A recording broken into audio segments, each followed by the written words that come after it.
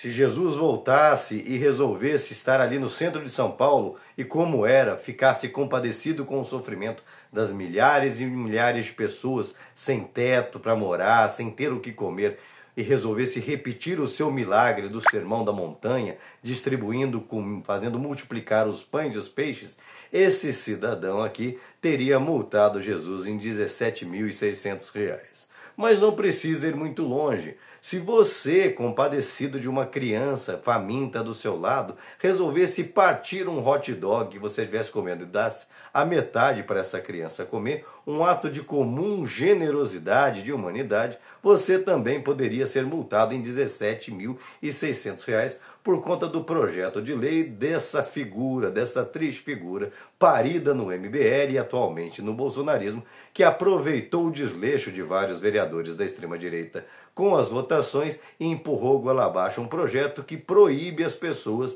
de fazerem caridade nas ruas de São Paulo. Proíbe assim, ele pôs regras tão impossíveis de serem cumpridas, basicamente você tem que, para poder doar comida, doar o que é seu para os outros, comida, ser generoso, você tem que, além de montar praticamente um restaurante no meio da rua, você tem que fazer cadastro de todas as pessoas, você tem que pedir autorização na prefeitura em 2, 3 lugares, enfim, é tanta burocracia que é para as pessoas desistirem de fazer a bondade para os outros.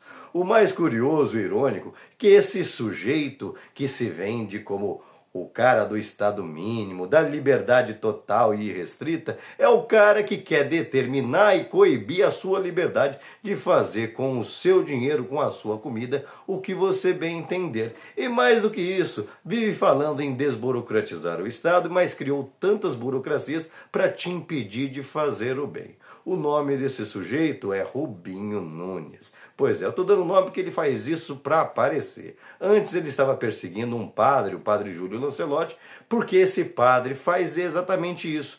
Dá comida para quem tem fome, sem perguntar a quem. Que é exatamente aquilo que a gente vê num exemplo que Deus deixou em toda a natureza, em sua abundância. Como, por exemplo, nas árvores frutíferas. Você já viu alguma árvore questionar se aquele que pega o seu fruto, se ele é nobre, se ele é um corrupto, se ele é ladrão ou se ele é um santo? Não, ela simplesmente dá a generosidade que ela tem. Coisa que um sujeito desse é incapaz de ter, porque é mesquinho, cruel e desumano. E mas por que um sujeito desse faz esse tipo de estripulia? Justamente esse ano? Porque provavelmente ele está terminando 3 anos e meio de um triste mandato onde ele não fez nada de significativo para melhorar a vida dos paulistas, tanto que nós temos hoje mais de 50 mil pessoas morando nas ruas. Nós temos aquela Cracolândia, nós temos uma violência cada vez maior nas periferias e esse sujeito nada fez para melhorar isso daí. E nesse desespero, porque quer continuar se beneficiando das mordomias do cargo de vereador, ele tenta aparecer de todas as formas, mesmo que seja para aparecer para aquelas pessoas mais reles, vis e ignóbeis que toda cidade tem. Porque é nesses que um sujeito desse se alicerça com essas ideias demoníacas. Aliás, são piores que demoníacas. O Alcorão costuma dizer que quando Deus criou o homem, ele levou ele acima dos anjos e depois o rebaixou abaixo dos demônios, de modo que a sua escolha, o seu livre-arbítrio determinasse se você seria uma pessoa boa, que poderia ser até melhor que os anjos, ou seria tão ruim a ponto de ser pior que os demônios. Parece que nós estamos encontrando nesse ex-MBL alguém que está se esforçando muito para superar os piores dos demônios, pois é um nível de perversidade sem tamanho, além de não ajudar em nada, além de não ter feito nada para melhorar a vida das pessoas. Mesmo recebendo muito para isso, o sujeito, sempre que pode, faz de tudo para ampliar a perversidade, para desumanizar as pessoas. Talvez por isso ele tenha essa cara meio estranha, que lembra mais um bode que um humano. Mas o que mais entristece é que esse tipo de conduta recorrente dessas pessoas de extrema direita, eles fazem 2 coisas, eles roubam 2 coisas fundamentais para a nossa vida: a nossa fé e o nosso tempo.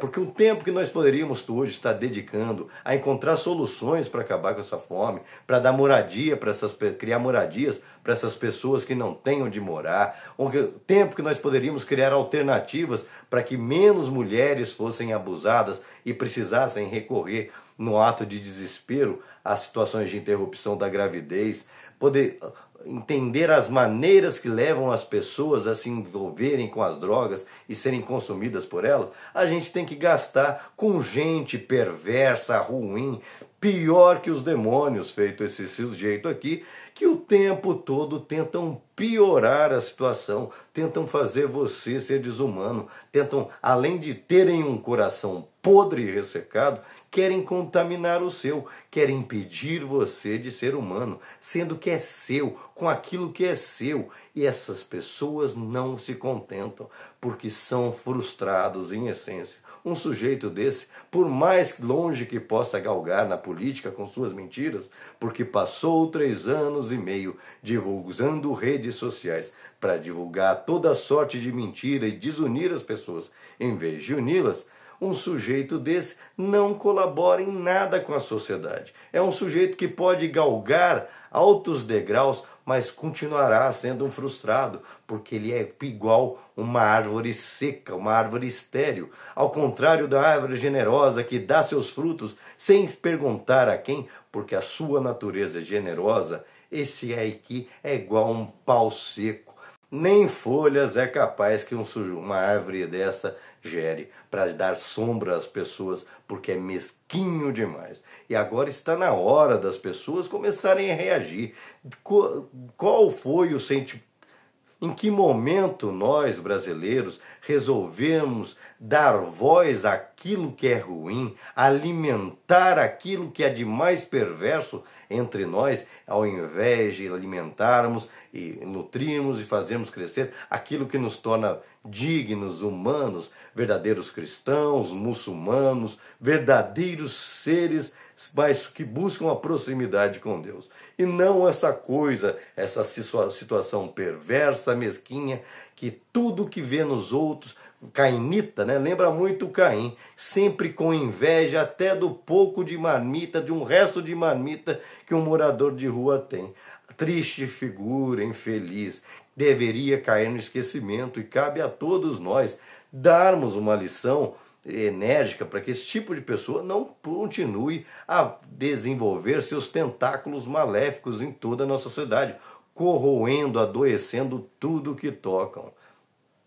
Logicamente, após conseguir seu intento, inclusive passando a perna mais uma vez nos seus colegas que aprovaram ali no meio do pacotão sem perceber que mais uma vez estariam sendo desgastados por conta da irresponsabilidade de um só, e depois de todo esse ele retira o projeto, fala que as pessoas interpretaram ele errado, que foi tudo fora de contexto, mas na verdade é sempre uma obsessão pelo mal, sempre uma obsessão por perseguir o mais fraco, porque não se contenta com a felicidade daquele que tem luz própria, mesmo que esteja numa situação de pura indignidade humana, como muitos daqueles que foram abandonados. Você é muito menor que qualquer pessoa que um dia precisou pegar um prato de sopa porque não tinha o que comer, porque a fome que lhe falta é de humanidade. Você é um sujeito miserável, alguém que só serve como péssimo exemplo, algo que deveria dar nojo às pessoas,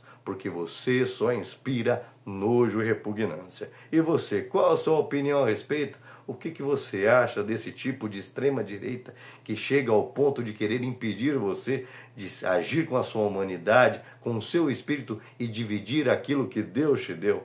Deixa aqui o seu comentário, se inscreva no canal, senta o dedo para compartilhar, não esquece de deixar seu like e marque bem esse rostinho, porque muito provavelmente ele vai voltar a bater suas portas muito em breve, contando suas histórias, condenando aqueles que já foram condenados pela vida, em vez de estender-lhe as mãos, como fez Jesus, como fez Mohammed, como fez todos os grandes homens que passaram, homens e mulheres que passaram por essa terra.